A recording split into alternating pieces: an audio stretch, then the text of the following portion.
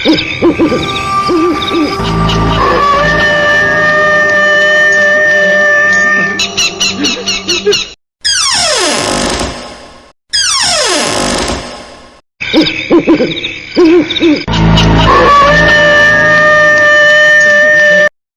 এর আগের পর্বে দেখেছি যে রমন ট্রেনের সেই লোকটিকে বিদায় জানিয়ে ট্রেন থেকে নেমে পড়ে সে হাঁটতে হাঁটতে স্টেশন থেকে বেরিয়ে একটা গাড়ি করে তার বাকি কলিগরা যেখানে আছে সেখানে গেল।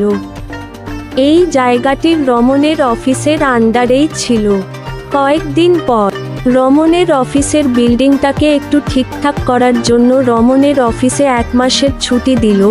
রমন তখন ভাবল সে এই ছুটিতে রামচণ্ডীপুরে গিয়ে বিলাস ও পলাশকে নিয়ে সেই ভুতুড়ে বাড়িতে গুপ্তধন উদ্ধার করতে যাবে।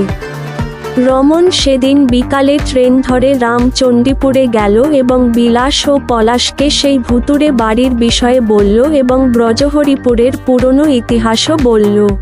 তা শুনে পলাশ বলল, তাহলে কি আমরা একবার ওইখানে যাব?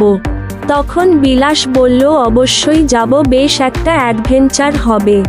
পরের দিন সকালে রমন, বিলাস ও পলাশ ব্রজহরিপুরের ট্রেনে উঠল।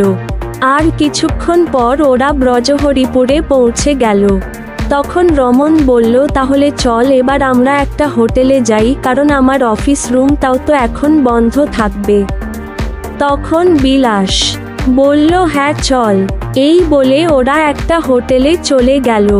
তখন বিলাস বলল, তাহলে আজ রাতেই আমরা ওই ভুতুড়ে বাড়িতে যাব। ওরা সেদিন রাতে 8টা নাগাদ ওই ভুতুড়ে বাড়িতে যাওয়ার জন্য একটি গাড়ি করে বেরিয়ে পড়ল এবং সেই বাড়ির একটু আগে ওরা নেমে গেল আর গুগল ম্যাপ দেখতে দেখতে সেই বাড়ির সামনেই গেল। তারপর ওরা ওই বাড়ির ভেতরে ঢুকলো। তখন বিলাস বলল, তাহলে এইবার এই পুরো বাড়িটা খুঁজে দেখ, কোনো নকশা টকশা পাওয়া যায় কিনা। তারপর ওরা সেই বাড়িতে নকশা খুঁজতে শুরু করলো। তখন হঠাৎ করে পলাশ সেই বাড়ির এক কোণ থেকে চিৎকার করে বলল, রমন, বিলাস, তোরা তাড়াতাড়ি এখানে আয়। পলাশ তখন একটি নকশা পেয়েছিল, তাই রমন বিলাসকে ডাকলো এবং পলাশ তখনই সেই নকশাটি রমন ও বিলাসকে দেখালো। তখন রমন বলল, আরে এটা তো একটা নকশা মনে হচ্ছে। তখন বিলাস বলল, হ্যাঁ রে ভাই, নকশাই তো মনে হচ্ছে।